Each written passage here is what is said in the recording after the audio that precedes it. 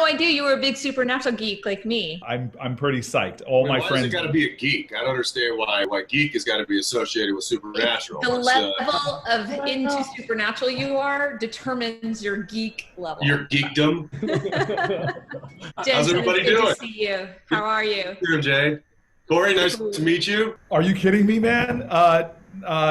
Pretty amazing to meet you as well. Oh, that's awesome, man. Well, it's quite a unique experience right now with everything going on. So it's nice. What do you mean when you say with everything going on? Meaning last of season 15, and a lot of us are very pissed off that that this is it. A lot of us don't know what we're going to do with ourselves. Yeah, I've gone back and watched all the way through twice now. Yes. So I did it during my presidential run. I started back at episode. First of all, you guys age wonderfully. 15 years, back when you guys were. I know, right? It's that network serum that they make you take. But you go back to those early episodes, and y'all were just babies. Man. Yeah. Just babies. Yeah, I started the show when I was filming the pilot. I was 26 years old. Now I'm 42. So. Oh my wow. Gosh. Lots has changed. So we don't have much to do. Jared and I are actually, because we just come back to Vancouver to film the last 2 episodes. Wow. So we're actually on a 14-day mandatory quarantine. So we literally cannot walk past the threshold of our apartment doors right now, which, might be why Canada doesn't have as many cases right now. Maybe. Yeah. I don't have a chance to talk to you guys that much. You want to talk about what I'll talk about every day. And let me just say, I got questions. Come on. Out loud. So everything I'm reading says that the last 2 episodes wrap this, like rarely do you get this, but the buzz around the last 2 episodes is that it's wrapped up very nicely. Like you get it, you feel good. So I like to say that we've got 2 episodes left. We've got episode 19, episode 20. Episode 19 feels kind of like the season finale for 15, and episode 20 feels like the series finale. So it's kind of a double whammy. I will say, and I don't think this is any secret, but that there have been some adjustments made from the scripts that we were going to shoot in March to the scripts that we're shooting now. And eventually, once it all comes out, we could probably share what those adjustments were. But it's, we've had to accommodate a pandemic. Yeah. So it's unfortunate, but I still think it's gonna hit a home run, I hope, and we'll see.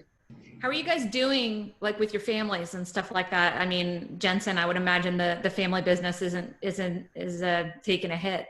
Yeah. So Cory, I have me and my brother-in-law and my wife. We run a little craft brewery down in Austin, Texas, and we relied heavily on the taproom sales. Luckily, we just gotten our canning machine up and going, and so now we're just strictly manufacturing. Our taproom's been closed since March.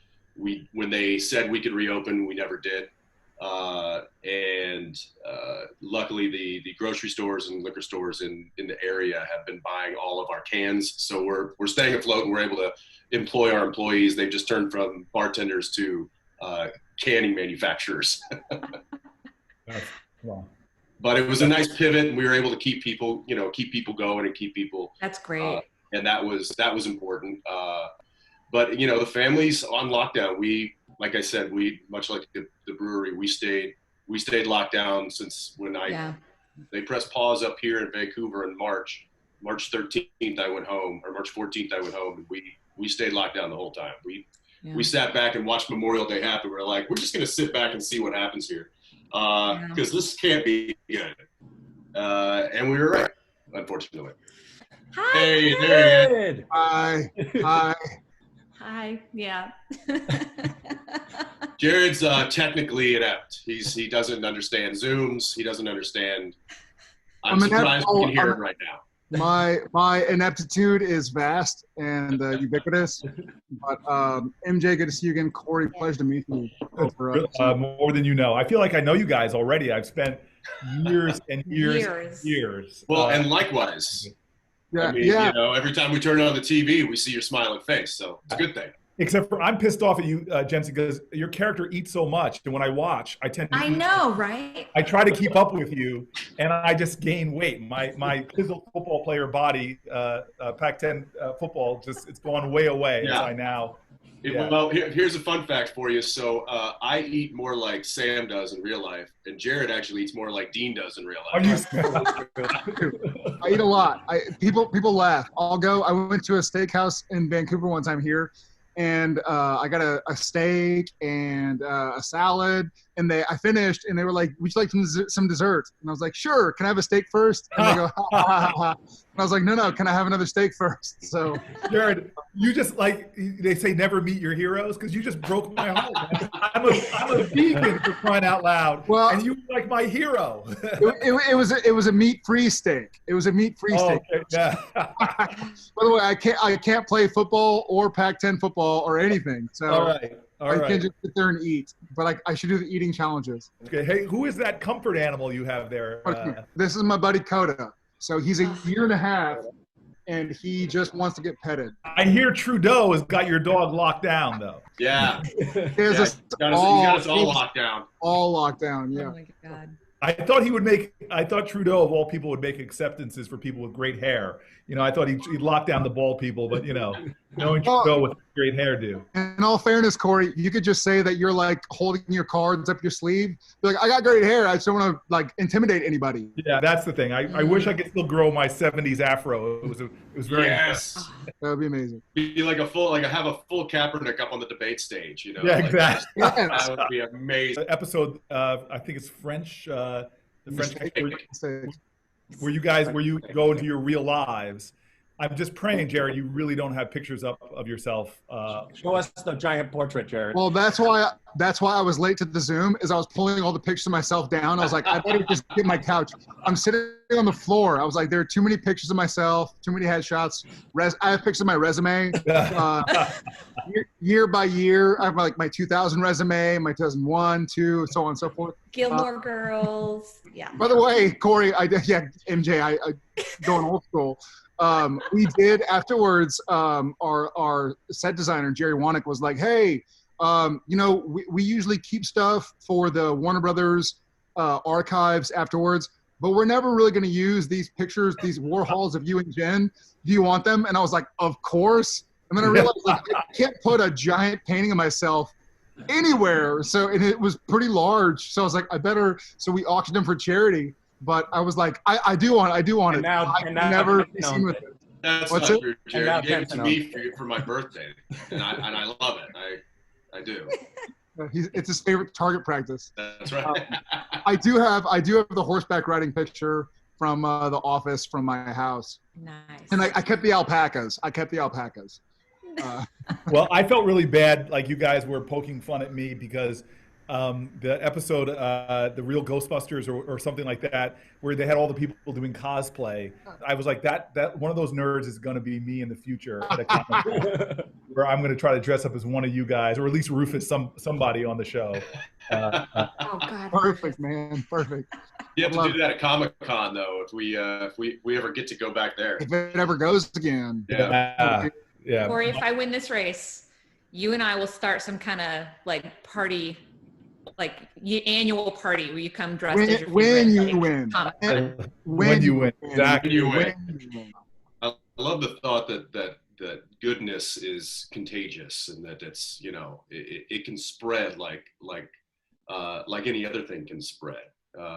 Just to touch on what you're saying, it's my wife actually told me a story that happened to her today. She went to the DMV, which, if anybody knows, is I think the second ring of hell. And just having to wait at the DMV is, you know, I told my wife, I was like, I think hell is just one giant DMV. Anyway, they're all You waiting. guys had an episode where they were waiting online. Yeah. So she was in a line very similar to that stretched out into the parking lot because of the social distancing. And it was, you know, MJ, it was about 100 degrees in Texas today. Yeah. So everybody was very hot.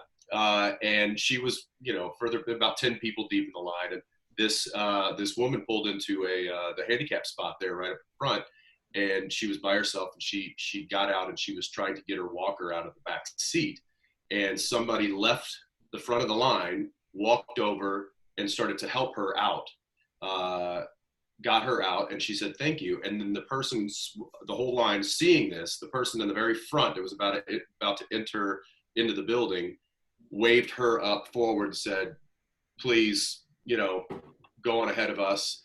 And she turned around and checked with the rest of the line. Everybody said, yes, please, go, go, go. The person inside, one of the actual DMV officers, witnessed the whole thing and personally paid for her $50 registration on her car. I mean, that makes me tear up, man. That's beautiful. That happened today. Yes. Yeah. The values of courage and self-sacrifice. Your show has a moral center to it and wrestles with great moral ideas. It is a gift to all of us who are fans, not just to entertain us, but to inspire us. And at times, I've had difficult times where I've come home and just found refuge with you all, and you pump me up, and I both get like the testosterone fix and then the sentimentality. You make me tear up in all these episodes. That's really special. And comedy. Oh, I can go through. I loved every season. I love your comedic episodes. So I just owe you guys a debt because you're artists in the best sense of that word. And our country has been sustained in good times through art. But the favor I have to ask is the person that turned you onto your show is named Kim. And I owe her such a debt on many fronts, but sure. I just gotta take a picture of you, and then if you guys just said, "Hey Kim" to me, I'm gonna video this. Yes. Okay, so hold on. It's recording. Just say, "Hey Kim." Hey Kim. Hey Kim. I question your taste in friends. As does she. As does she. You guys honestly are gifts to my life. I pray this is virtual, but if you want to keep your distance, because if I meet you guys in person, I'm hugging you guys.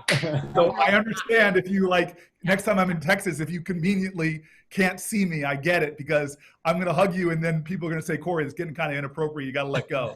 Challenge accepted. How much love I have for you guys. I have so much love for you. I had to stand on a box to hug you guys. I don't know if you remember that. Y'all were trying to hug me. And it was I'm here. So I had to stand on a box.